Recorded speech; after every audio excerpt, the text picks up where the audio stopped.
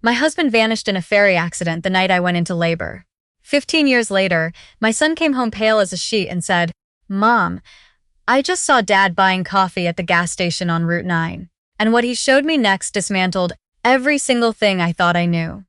Before I tell you what really happened, please like this video, subscribe to HeartPath Stories, and drop your country in the comments.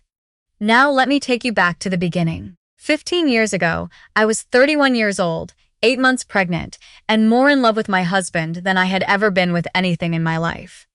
We had a small house with a leaky kitchen faucet we kept meaning to fix. We had a dog named Biscuit who slept between us every night, even though my husband pretended to hate it.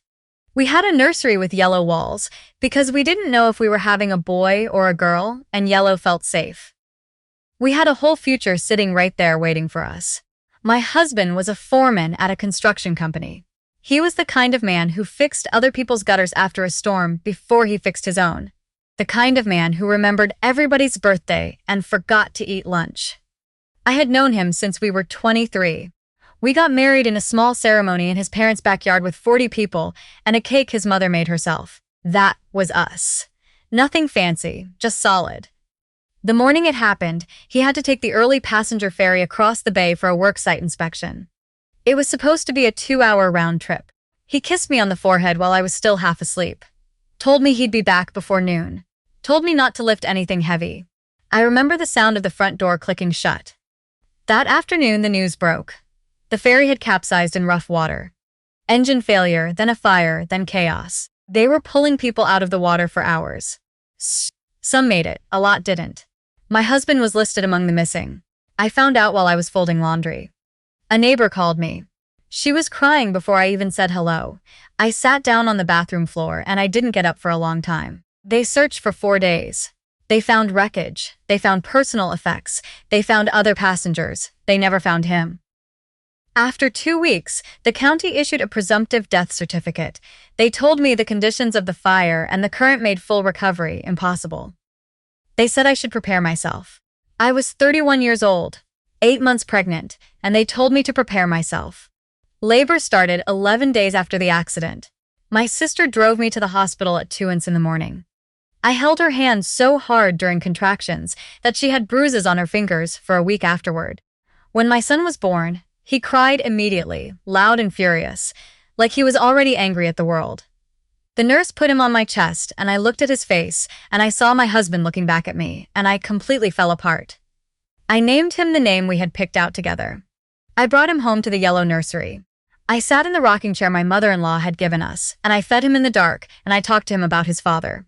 Not the accident, about the man, the gutters, Biscuit, the leaky faucet. I did not let myself fall apart again after that night. I could not afford to. The first year was survival, pure and simple. My sister helped when she could, but she had her own family, her own life.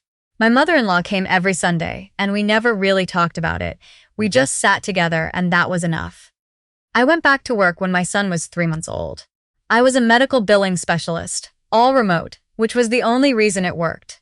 I worked during nap times and after bedtime, and sometimes during the night when sleep wouldn't come anyway. There was a life insurance payout. Not enormous, but enough to keep the house. I fought with the ferry company's insurance for 2 years before they settled. My lawyer was a bulldog, and I will be grateful to her until I die. That money went into a college fund, and I did not touch it.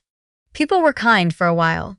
Then people moved on, the way people do, and I understood it. I really did. Grief makes other people uncomfortable after a certain point. You're supposed to be getting better. You're supposed to be moving forward.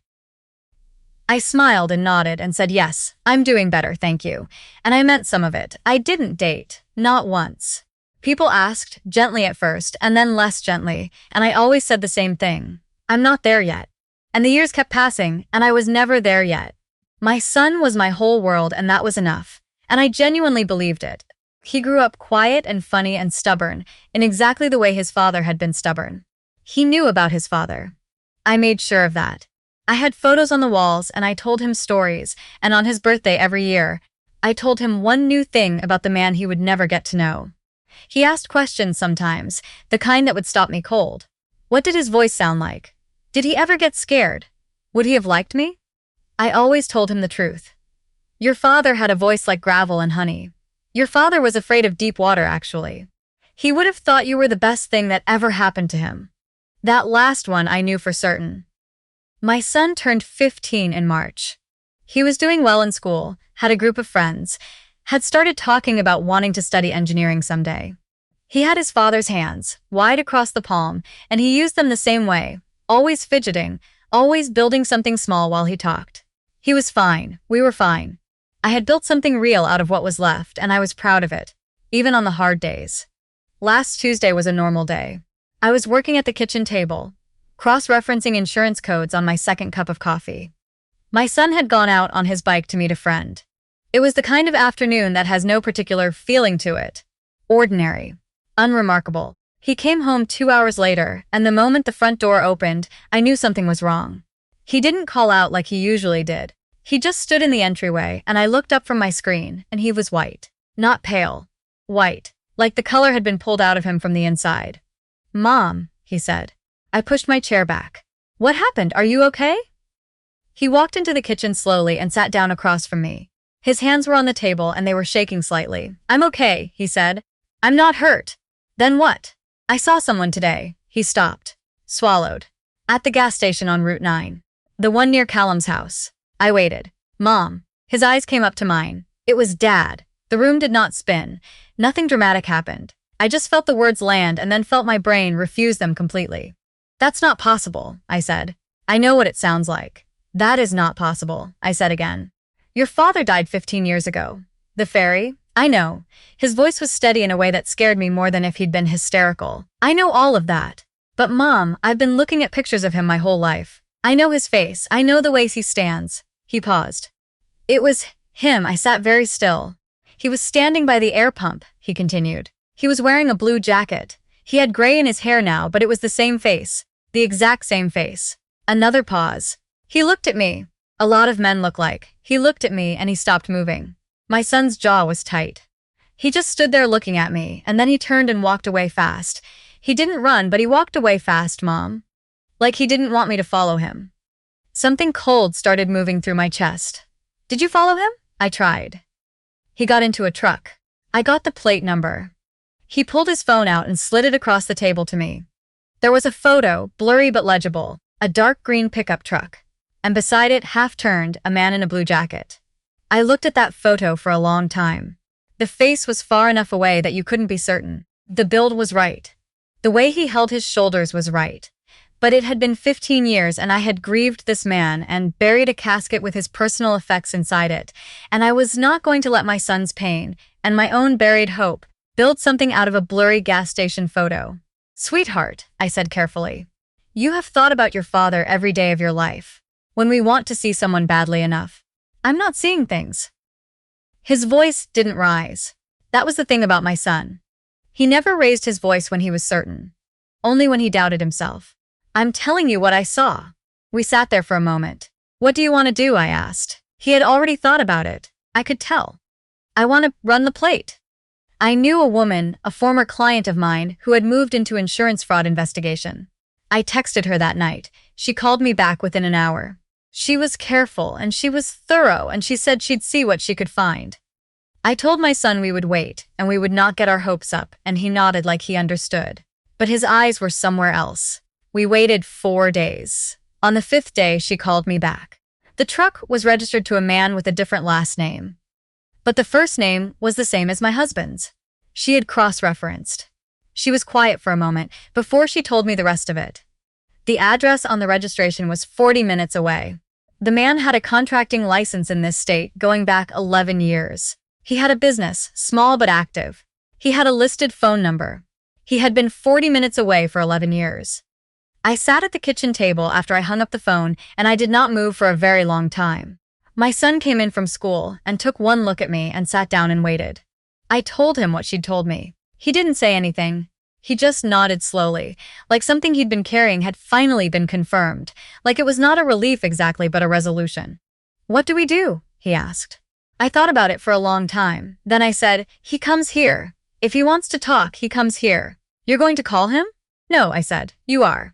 My son looked at me. "You're the one who found him," I said. "He saw your face." If he has anything in him at all, he'll answer. My son called the number that evening from the living room while I sat at the kitchen table pretending to work. I heard him say hello. I heard the silence. I heard him say, "I think you know who this is." Another silence. Then quietly, "My mom wants to meet with you. Here, at our house, tomorrow afternoon." He came into the kitchen afterward and said, "He's coming." I slept about 2 hours that night. He arrived at 3 o'clock. I heard the truck pull up. I heard the door. I heard my son let him in because I had asked him to. Because I did not trust my legs to carry me to that door without my face giving away everything I was feeling. And then he walked into my kitchen. I had imagined this moment so many times in the first years after the accident, in the way you imagine impossible things, when grief makes you irrational. I had stopped imagining it long ago. And now here it was, and it was nothing like I had imagined because the man standing in my kitchen was 15 years older, and he was looking at me like a man who already knew he had no ground to stand on. I did not cry. I want to be clear about that. I did not cry. "Sit down," I said. He sat. My son stood in the doorway. I had asked him if he wanted to leave. He said absolutely not, so he stood there and he watched. The man across my table cleared his throat. He started to say my name and I held up my hand.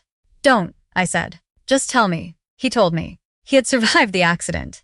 He was pulled from the water by a private vessel before rescue crews arrived. His injuries were serious but not fatal. A broken arm, cracked ribs, a head wound that required stitches.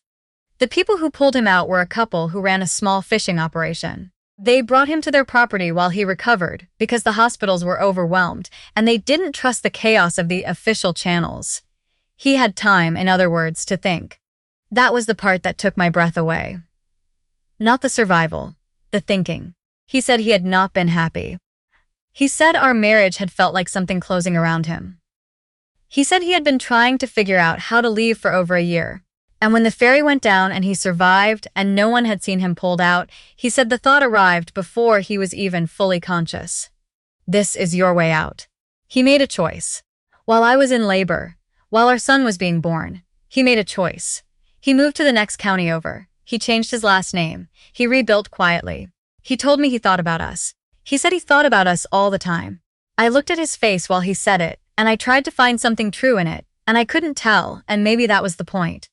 Maybe after 15 years of a lie that size, you couldn't tell anymore. "Why now?" I asked. "Why did you not drive away when you saw him at that gas station?" He was quiet. "Why didn't you just keep going?" "Because he looked exactly like me," he said quietly. "I wasn't ready for that." My son made a small sound in the doorway. I didn't look at him. I kept my eyes on the man across my table. "You said you thought about us," I said. "What does that mean?"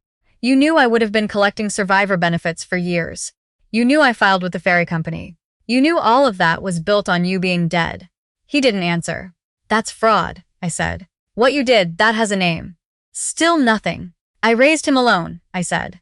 My voice was very calm, and I was working hard to keep it that way. I worked during his nap times. I fought an insurance company for 2 years. I told him stories about you every year on his birthday, so he would know who you were, so he would know he came from someone worth knowing. I stopped. "And you were 40 minutes away." The room was very quiet. That was when we heard the knock at the door. My son and I both turned. The man across the table went very still. "Are you expecting someone?" my son asked. I shook my head. The knock came again. I got up and walked to the door and opened it. A woman was standing on my porch. She was around my age, maybe a few years younger. She was dressed neatly. She looked like she had rehearsed something and then abandoned it on the drive over. Her eyes went past me immediately, straight into the kitchen, straight to him. "I followed him here," she said. Her voice was steady, but just barely. "I'm sorry. I know how that sounds, but I have to be here." I looked at her. "I'm his wife," she said. I took a breath. I stepped back from the door. She walked in. She stood at the edge of the kitchen and she looked at him and he looked back at her, and between them was an entire conversation that had clearly already been happening before today. "You told me you were a widower," she said to him. Not loudly, evenly. "You told me your wife died before you moved here. You told me you had no children." She paused. "You told me that for 13 years. He said her name. "Don't," she said. She looked at me then. "I found things," she said, "in his office. After he came home rattled last week, I didn't know what I was looking for. I just knew something was wrong." She stopped. "I found your name," I found your son's name. I found a photograph. What photograph? My son asked from the doorway. She looked at him and I watched her face change. Of you, she said quietly, when you were small. He had it in a folder in the back of a filing cabinet. The silence after that was the loudest silence I have ever stood inside of. I looked at the man sitting at my kitchen table. He was not looking at me. He was looking at his hands. You had a photograph, I said slowly. Nothing. You kept a photograph of your son. The one you chose to leave. For 15 years you kept a photograph of him. I felt something move through me then. Not grief, not exactly. Something older and colder. And you still stayed away. He looked up. And I saw it then. The thing I had been looking for when he first walked in. The thing I thought might be regret or guilt or sorrow. It was none of those things. It was something much smaller. It was the need to be forgiven without having earned it. It was the hope that showing up would be enough. I understood then, completely, what kind of man I was looking at. I want you to know something, I said. I am going to contact a lawyer this week. What you did, the false death, the insurance, the Ferry settlement, all of it. I don't know exactly what the legal consequences look like, but I am going to find out. And I am not going to protect you from them. He opened his mouth. I'm not finished, I said. I want you to know something else. I don't hate you. I thought I might, standing here. But I don't. What I feel is much simpler than that. I feel like I wasted a significant amount of grief on someone who didn't deserve it. And I would like to stop doing that starting now. I turned to my son. He was leaning against the doorframe with his arms crossed, and his face was very still. He had his father's hands, but everything else about him, the steadiness, the quiet, the way he could hold something enormous without crumbling, that was nobody's but his own. Do you have anything you want to say? I asked him. He looked at the man at the table for a long moment. No, he said finally. I don't think I do. He looked at me then. Can we ask them to leave? Yes, I said. We can. I looked at the man at the table. He stood slowly. He looked once more at my son, something searching in his expression, something that wanted a response, a sign, anything. My son looked back at him with the kind of calm that is not indifference, but is something close to it, the calm of someone who has already decided that this person does not get to matter. The woman from the porch left first. She didn't say anything more to me. As she passed, I touched her arm briefly, and she looked at me and I said, I'm sorry, because I was. Not for what he did. For what she'd believed for 13 years. She nodded once and walked out. He followed. He didn't speak. He walked through my kitchen and out my front door and down my porch steps, and I watched from the doorway. He got into the dark green truck, and he sat there for a moment and then he pulled away. I closed the door. My son was still in the kitchen. I walked back in and sat down at my table, and he sat down across from me, and for a while neither of us said anything. The afternoon light was coming through the window the way it does in late October, low and gold and a little tired. Are you okay? I asked him. He thought about it. That was something I had always loved about him, the way he actually thought before he answered. I think so, he said. Yeah, I think I am. He looked at the table for a moment. Is it weird that I don't feel worse? No, I said. I think you spent 15 years grieving someone. Finding out he didn't deserve it isn't a loss. It's just information. He nodded slowly. I'm sorry, I said. I'm sorry you had to be the one who found him. I'm sorry you had to carry that for a week before we knew what it was. I'd do it again, he said simply. I needed to know. We sat there together as the light shifted. Eventually he got up and made us both a cup of tea, because he had started doing that recently, making tea in the afternoons, and I didn't know where he'd picked up the habit, but I loved it. He set a mug in front of me and sat back down.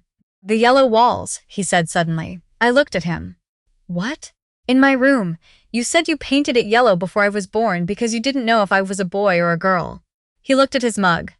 You kept it yellow. Even when I was old enough to pick another color, you never asked to change it, I said. I know. He smiled a little. I liked it. I just never told you.